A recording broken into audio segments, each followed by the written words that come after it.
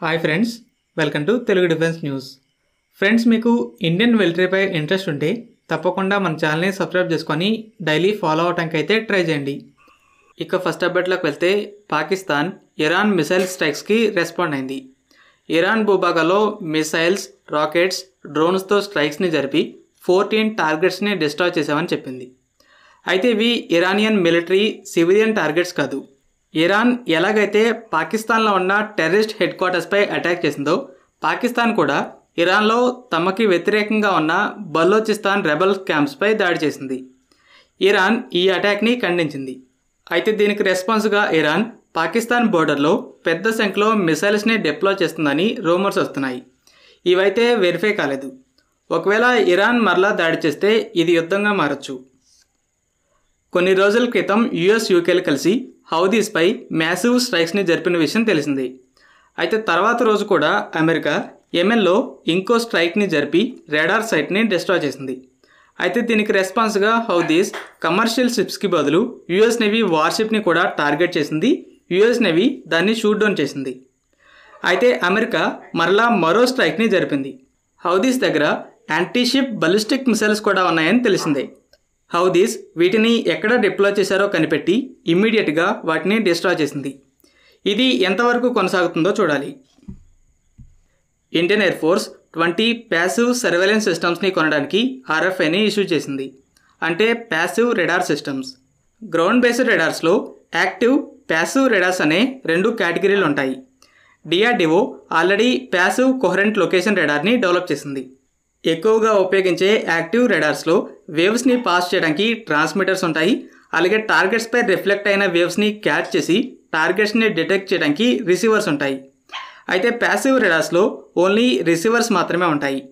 ట్రాన్స్మిటర్స్గా FM radio towers, cell towers, TV టవర్స్ని ఉపయోగించుకొని అవి పాస్ చేస్తున్న సిగ్నల్స్ ఎక్కడ రిఫ్లెక్ట్ అవుతున్నాయో దాన్ని బట్టి టార్గెట్స్ని డిటెక్ట్ చేసి ట్రాక్ చేస్తాయి. వీటి వల్ల మెయిన్గా 3 అడ్వాంటేజ్లు ఉంటాయి. ఫస్ట్, ఇవి యాక్టివ్ రెడార్స్లా సిగ్నల్స్ని పాస్ చేయవు కాబట్టి వీటిని డిటెక్ట్ చేసి జామ్ చేయడం లేదా డిస్ట్రాయ్ చేయడం అనేది కుదరదు. అసలు fighter jet radar warning receivers అనేవి మనల్ని ఒక రెడార్ ట్రాక్ చేస్తుందని కూడా కనిపెట్టలేవు. సెకండ్ అడ్వాంటేజ్ ఏంటంటే, ఈ రెడార్స్కి కూడా 100 కిలోమీటర్ల రేంజ్ ఉంటుంది. యుక్రెయిన్, నేటో ఉపయోగిస్తున్న టాక్టిక్ ఏంటంటే, యుక్రెయిన్ ఎయిర్ డిఫెన్స్ రెడార్స్ని ఎక్కువగా టర్న్ ఆఫ్ చేసి ఉంచుతూ యుక్రెయిన్ నేటో బార్డర్లో ఫ్లై చేస్తున్న యుఎస్ నేటో అవాక్స్ అనేవి టార్గెట్స్ని డిటెక్ట్ చేసి వీటికి షేర్ చేస్తున్నాయి. ఫైరింగ్ రేంజ్లోకి వచ్చినప్పుడే యాక్టివేట్ చేసి ఇంటర్సెప్టర్స్ని ఫైర్ చేస్తున్నాయి. మిగిలిన కంట్రీస్ కూడా enemy electronic intelligence platforms detect చేయకుండా ఫైర్ కంట్రోల్ రెడార్స్ని టర్న్ ఆఫ్ చేసి ఉంచి సర్వేలెన్స్ రెడార్స్, ఈడబ్ల్యూ సిస్టమ్స్ని మాత్రమే యాక్టివ్గా ఉంచుతాయి. సర్వేలెన్స్ రెడార్స్కి మాత్రానికి థ్రెట్ ఉంటుంది. అయితే ఈ ప్యాసివ్ రెడార్స్ అనేవి ఎనిమీస్ డిటెక్ట్ చేయకుండా స్టెల్త్ మోడ్లో ఉండే కంటిన్యూస్గా సర్వేలెన్స్ అందిస్తాయి. టార్గెట్స్ని డిటెక్ట్ చేయగానే ఎయిర్ డిఫెన్స్ రెడార్స్కి డేటాని షేర్ చేస్తాయి. దీనివల్ల మిగిలిన ఎయిర్ డిఫెన్స్ సిస్టమ్స్కి కూడా ఒక రకంగా ప్రొటెక్షన్ ఇస్తాయి. ఇక థర్డ్ అడ్వాంటేజ్ ఏంటంటే, ఇవి స్టెల్త్ కిల్లర్స్.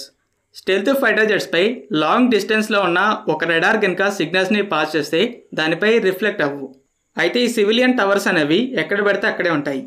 వీటికి కొంచెం దగ్గరగా కనుక ఏదైనా టార్గెట్ వెళ్తుంటే అది స్టెల్త్ టార్గెట్ అయినా దానిపై రిఫ్లెక్ట్ అవుతుంది.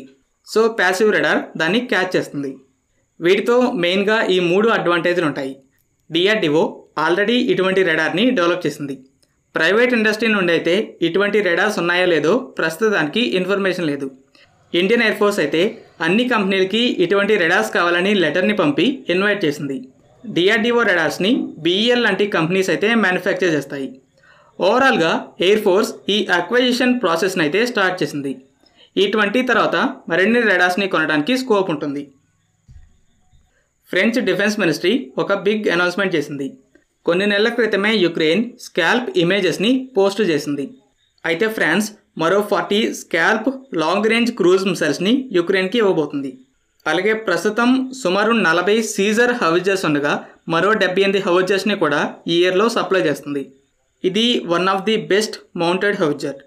అలాగే ఈ నెల నుండి మంత్లీ 50 హ్యామర్స్ గైడెడ్ మ్యూనిషన్స్ని కూడా సప్లై చేయబోతుంది. ఫ్రెండ్స్, ఈ వీడియో మీకు నచ్చినట్టయితే లైక్ చేయండి. అలాగే మరిన్ని ఇంపార్టెంట్ డిఫెన్స్ అప్డేట్స్ కోసం మన ఛానల్ని సబ్స్క్రైబ్ చేసుకోండి.